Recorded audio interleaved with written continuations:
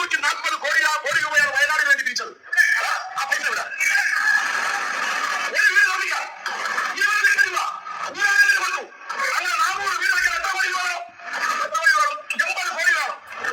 ഒരു ആശുപത്രി നിർമ്മിക്കുന്നത്. അപ്പോൾ പുള്ളിക്കാരൻ ചോദിച്ചു വയനാടിന് പിരിച്ച 100 കോടിയിൽ കൂടുതലുള്ള തുക എന്ത് ചെയ്തു എന്നുള്ളത്. അപ്പോൾ നമുക്ക് ജെമിനിയോട് ചോദിക്കാം.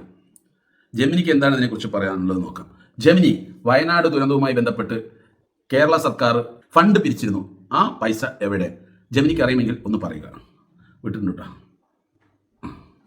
വയനാട് ഉരുൾപൊട്ടൽ ദുരന്തത്തെ തുടർന്ന് മുഖ്യമന്ത്രിയുടെ ദുരിതാശ്വാസ നിധിയിലേക്ക് CMDRF ഇതുവരെ ലഭിച്ച തുകയെക്കുറിച്ചുള്ള ഏറ്റവും പുതിയ ഔദ്യോഗിക വിവരങ്ങൾ താഴെ നൽകുന്നു.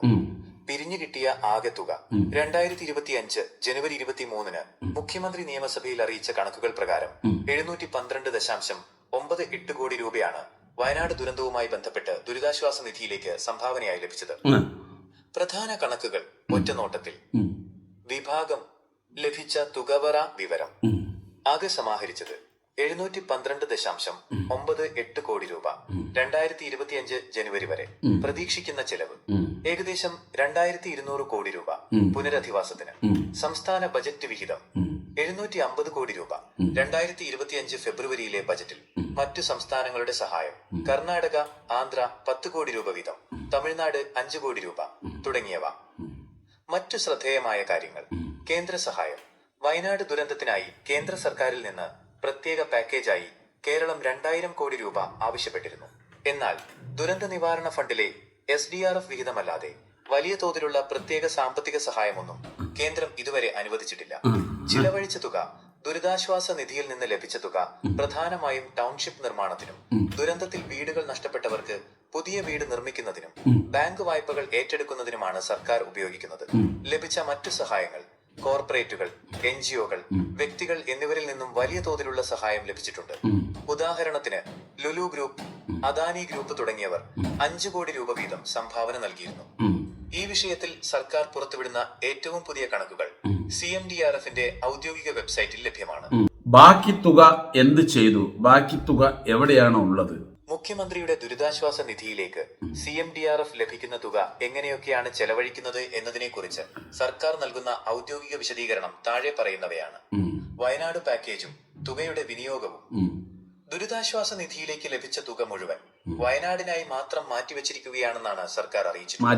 എന്നാൽ ഇത് ഒറ്റയടിക്ക് ചെലവാക്കുന്നതിന് പകരം ഘട്ടം ഘട്ടമായാണ് വിനിയോഗിക്കുന്നത്. 1. പുനരധിവാസ ടൗൺഷിപ്പുകൾ. വയനാട്ടിൽ വീട് നഷ്ടപ്പെട്ടവർക്കായി മേപ്പാടിയിലും മറ്റും സർക്കാർ നിർമ്മിക്കാൻ ഉദ്ദേശിക്കുന്ന 2 വലിയ ടൗൺഷിപ്പുകൾക്കാണ് ഈ തുകയുടെ വലിയൊരു ഭാഗം മാറ്റിവെച്ചിരിക്കുന്നത്. ഇതിനായുള്ള സ്ഥലമേറ്റെടുപ്പും പ്ലാനിങ്ങും നടന്നുവരികയാണ്. 2. വാടക സഹായം.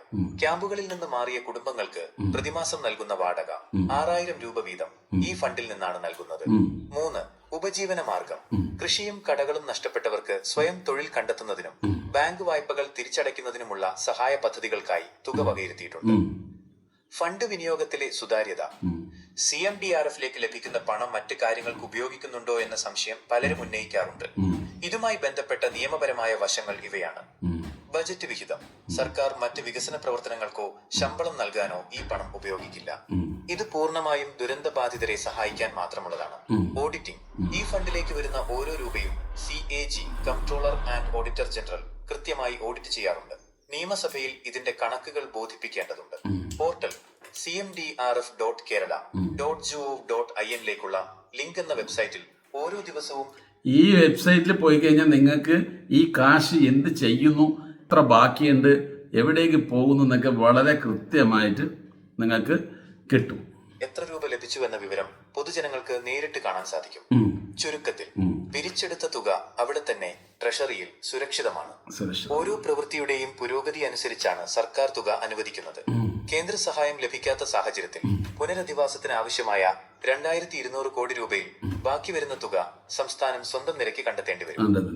വയനാട് പുനരധിവാസത്തിനായി സർക്കാർ ഇപ്പോൾ ചെയ്യുന്ന പ്രധാന നിർമ്മാണ പ്രവർത്തനങ്ങളെക്കുറിച്ച്, ഉദാഹരണത്തിന് ടൗൺഷിപ്പ് പ്ലാൻ, കൂടുതൽ വിവരങ്ങൾ നൽകണോ?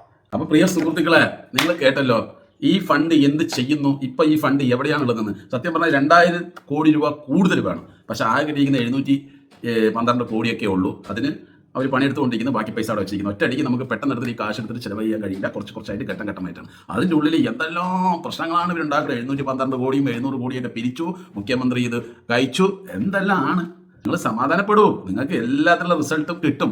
ഇപ്പം തന്നെ 150-200 കുടുംബത്തിന് വേണ്ട വീടുകളെല്ലാം വെച്ച്, അതുപോലെ തന്നെ അതിൻ്റെ പ്ലാനിങ് ഒക്കെ വളരെ കൃത്യമായിട്ട്, ഒരു ടൗൺ ഉണ്ടാക്കുക എന്ന് പറഞ്ഞാൽ ചെറിയ കാര്യമാണ്. അപ്പോൾ അതൊക്കെ സെറ്റ് ചെയ്ത് വന്നുകൊണ്ടിരിക്കുകയാണ്. ഇതൊക്കെ പതിയെ നടക്കുള്ളൂ പ്രിയ സുഹൃത്തുക്കളെ. അപ്പോൾ പല ആളുകളും നമ്മുടെ മുഖ്യമന്ത്രി ദുരിതാശ്വാസ ഫണ്ടിലേക്ക് വന്ന പണങ്ങൾ അടിച്ചുമാറ്റി എന്നുള്ള രീതിയിൽ സോഷ്യൽ മീഡിയയിൽ ചെറിയ ഊച്ചാളി ബ്ലോഗർമാർ വരെ പറഞ്ഞുണ്ടാക്കിയിട്ട് മാർക്സിസ്റ്റ് പാർട്ടിയെ വളരെ മോശമാക്കി ചിത്രീകരിക്കാൻ ശ്രമിക്കുകയാണ്. കേരളം ഇന്നേ വരെ കണ്ട ഏറ്റവും നല്ല ഭരണമാണ് ഇവിടെ കാഴ്ചവെച്ചുകൊണ്ടിരിക്കുന്നത്. അപ്പോൾ പ്രിയ സുഹൃത്തുക്കളെ, നിങ്ങളുടെ ഓരോ വോട്ടും ചിന്തിച്ചിട്ട് ചെയ്യുക. ആരെത്ര തവണ ഭരിച്ചാലും വിഷയമല്ല. പക്ഷെ നമ്മുടെ കേരളത്തിന് വികസനം ഉണ്ടാകണം, അഴിമതി ഉണ്ടാകരുത്. അങ്ങനത്തെ എല്ലാം കൊണ്ടും ഇപ്പോൾ പോലീസ് സേന ആയിക്കോട്ടെ, വളരെ ശക്തമായിട്ടുള്ള നടപടികളും കാര്യങ്ങളൊക്കെ മുന്നോട്ട് പോകുന്നത്. കാരണം അത്രമാത്രം നമ്മുടെ LDF സർക്കാർ ഓരോ നീക്കവും പോലീസിൻ്റെ വളരെ കൃത്യമായിട്ട് നിരീക്ഷിച്ചുകൊണ്ട് കൃത്യമായിട്ടുള്ള നടപടികൾ എടുക്കുന്നുമുണ്ട്. അപ്പോൾ പ്രിയ സുഹൃത്തുക്കളെ, LDF സർക്കാരെ കുറിച്ച് നിങ്ങളുടെ വിലപ്പെട്ട അഭിപ്രായം കമൻറ്റിൽ പറയുക.